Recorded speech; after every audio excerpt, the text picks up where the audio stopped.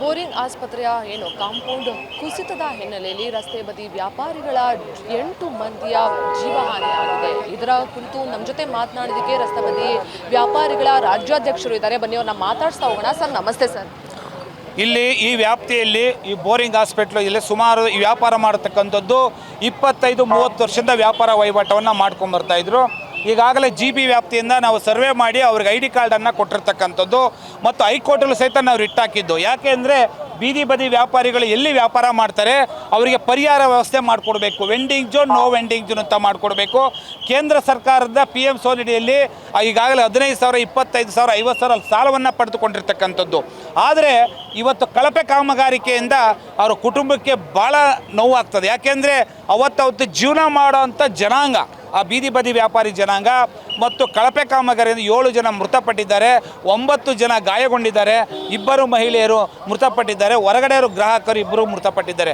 ಭಾಳ ನೋವಾಗ್ತದೆ. ಯಾಕೆಂದರೆ ಅವತ್ತು ಆ ಜನಾಂಗ ಬೀದಿಯಲ್ಲಿ ವ್ಯಾಪಾರ ಮಾಡಿಕೊಂಡು ಜೀವನ ಮಾಡೋವಂಥ ಜನಾಂಗಕ್ಕೆ ಇವತ್ತು ಕಳಪೆ ಕಾಮಗಾರಿಕೆಯಿಂದ ಮೃತಪಟ್ಟಿದ್ದಾರೆ. ಅವರ ಕುಟುಂಬಕ್ಕೆ ದೇವರು ಶಕ್ತಿ ಕೊಡಲಿ. ಮತ್ತು ಇನ್ನೂ ನಾವು ಕೇಂದ್ರಕ್ಕೂ ಮನವಿಯನ್ನು ಮಾಡ್ತೀವಿ. PM ಸೋನಿಡಿಯಲ್ಲಿ ಅವರ ಕುಟುಂಬಕ್ಕೆ 10 ಲಕ್ಷ ರೂಪಾಯಿ ಪರಿಹಾರ ಕೊಡಬೇಕು ಅಂತ ಹೇಳಿ ಕೇಂದ್ರ ಸರ್ಕಾರಕ್ಕೂ ಸಹಿತ ನಾವು ಮನವಿಯನ್ನು ಮಾಡ್ಕೋತೀವಿ. ಸರ್, ಎಲ್ಲೋ ಒಂದು ಕಡೆ ಇವಾಗ ಈ ಒಂದು ಘಟನೆ ಸಂಭವಿಸಿದೆ, ಅಲ್ಲಿರುವಂತಹ ಮಣ್ಣು ಗೋಡೆಗಳಿಂದ ಈಗೇನು ಕಳಪೆ ಕಾಮಗಾರಿ ಅಂತ ಹೇಳಿದ್ರೆ ಇದಕ್ಕೆ ಯಾರು ನೇರವಾಗಿ ಹೊಣೆ ಹಾಕ್ತಾರೆ ಸರ್? ಸುಮಾರು 25-30 ವರ್ಷ ಹಿಂದೆ ಆ ಕಳಪೆ ಕಾಮಗಾರಿಕೆ ಏನು ಬೋರಿಂಗ್ ಹಾಸ್ಪಿಟ್ಲ್ ಇರ್ತಕ್ಕಂಥ ಚಾಲನೆ ಮಾಡಿದ್ರಲ್ಲ, ಅವತ್ತು ಈ ಗೋಡೆಯನ್ನು ಅವತ್ತೇ ಉರುಳಿಸಿ ಒಂದು ವ್ಯವಸ್ಥಿತ ಪಿಲ್ಲರ್ ಹಾಕಿ ಮಾಡಿದರೆ ಇವತ್ತು ಅವ್ರ ಕುಟುಂಬದಲ್ಲಿ ಯಾರೂ ಸಾಯುವಂಥ ಪ್ರಜ್ಞೆ ಇತ್ತಿಲ್ಲ. ಏನು ಮಾಡಿದ್ರು, ಹಳೆ ಗೋಡೆಗೆ ಸುಣ್ಣ ಬರೋದು 25 ವರ್ಷ ಹಿಂದೆ ಯಾರು ಶಾಸಕರಾಗಿದ್ದಾರೋ ಇವತ್ತು ನೇರ ಹೊಣೆ ಹಾಕ್ತಾರೆ ಮತ್ತು ಇಲ್ಲಿ ಇಂಜಿನಿಯರು ನೇರ ಹೊಣೆ ಹಾಕ್ತಾರೆ. ನಾವು ಸಹಿತ ಅವರ ಕುಟುಂಬದ ಪರವಾಗಿ ಒಂದು ಕೋರ್ಟ್ಗೂ ಸಹಿತ ಒಂದು ರಿಟ್ ಹಾಕುವಂಥ ಕೆಲಸ ಮಾಡ್ತೀವಿ. ಯಾಕೆಂದರೆ ಇವತ್ತು GB ವ್ಯಾಪ್ತಿಯಲ್ಲಿ ಬರ್ತಕ್ಕಂಥ ಅವರು ಸರ್ವೆ ಆಗಿದೆ.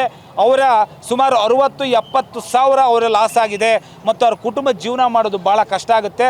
ಇದು ನೇರ ಹೊಣೆ ಕಳಪ ಕಾಮಗಾರಿಕೆ ಮಾಡೋದ್ರಿಂದ ಅವರನ್ನು ತನಿಖೆ ಮಾಡಲಿ ಮತ್ತು ಶಾಸಕರು ಸಹಿತ ಅವರನ್ನು ತಗೊಂಡು ಫೈಲ್ಗಳೆಲ್ಲ ಏನು ಹಿಂದದ ಎಲ್ಲ ಕೆದಕಿ ಈ ಕಳಪೆ ಕಾಮಗಾರಿಕೆ ಒಂದು ಸುವ್ಯವಸ್ಥಿತವಾಗಿ ಕಾನೂನು ಚೌಕಟ್ಟಲ್ಲಿ ನ್ಯಾಯ ಕೊಡಿಸಬೇಕು ಅವ್ರ ಕುಟುಂಬಕ್ಕೆ ಅಂತ ಹೇಳಕ್ಕೆ ಇಷ್ಟಪಡ್ತೀನಿ.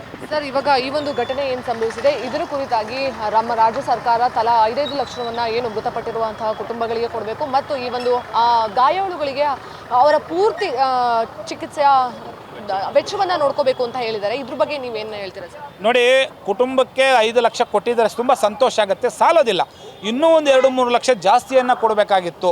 ಆದರೆ ಅದು 5 ಲಕ್ಷ ಸಾಲೋದಿಲ್ಲ. ಯಾಕೆಂದರೆ ಅವತ್ತು ಜೀವನ ಮಾಡೋರು ಮತ್ತು ಗಾಯಾಳಿಗೆ ಚಿಕಿತ್ಸೆ ಬರತಕ್ಕಂಥ ಮಾಡತಕ್ಕ ಸತ್ಯ.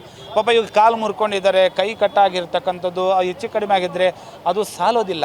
ಪಾಪ ಅವತ್ತು ಜೀವನ ಮಾಡೋವಂಥ ಜನಾಂಗಕ್ಕೆ ಇವತ್ತು ಎಲ್ಲೋ ನಮ್ಮ ಸ್ವಲ್ಪ ದೇವರು ಅವರ ಕುಟುಂಬಕ್ಕೆ ಕಷ್ಟವನ್ನು ನೋಡದಲ್ಲೇ ಪ್ರಾಣವನ್ನು ತೆಗೆದುಕೊಂಡದ್ದು ಭಾಳ ನೋವಾಗ್ತದೆ.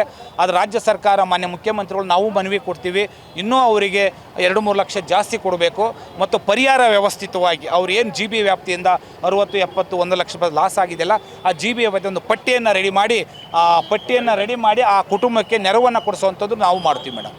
ಸರ್, ಇವಾಗ ಈ ಒಂದು ರಸ್ತೆ ಬದಿ ವ್ಯಾಪಾರಿಗಳು ಅನ್ನುವಂಥದ್ದು ಈ ಬೋರಿಂಗ್ ಹಾಸ್ಪಿಟಲ್ ಇಲ್ಲಿ ಮಾತ್ರ ಸೀಮಿತವಲ್ಲ, ಇಡೀ ಬೆಂಗಳೂರಲ್ಲೂ ಎಲ್ಲೆಡೆ ಅವರಿದ್ದಾರೆ.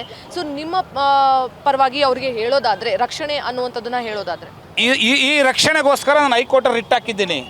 ಇವಾಗ ಹೈಕೋರ್ಟಲ್ಲಿ ಸಹಿತ ಆರ್ಡರ್ ಆಗಿರ್ತಕ್ಕಂಥದ್ದು ID ಕಾರ್ಡು ಲೋಪದೋಷ ಬಂದಿತ್ತು. ID ಕಾರ್ಡನ್ನು ವ್ಯವಸ್ಥಿತ ಕೊಟ್ಟು ಅವ್ರಿಗೆ vending zone, no vending zone ಮಾಡಬೇಕಾಗತ್ತೆ.